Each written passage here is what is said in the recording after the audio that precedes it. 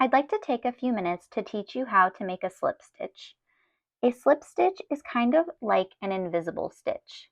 It's flat against your work.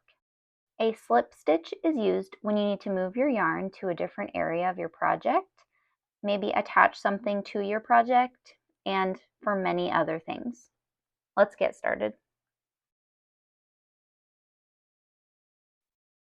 Insert your hook into the stitch, yarn over, pulling up a loop, and then continue pulling through the loop that's on your hook.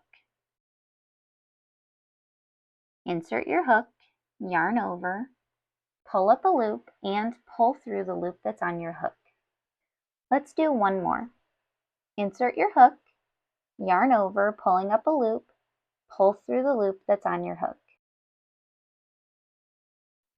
You can see that the 3 slip stitches are really close to the round that we worked before.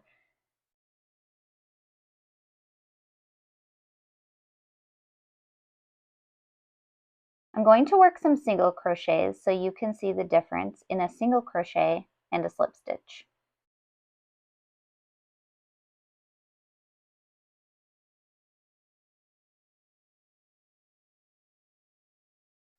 Can you see that the slip stitches are almost invisible? They're flush with the previous row compared to the single crochets that stick up more.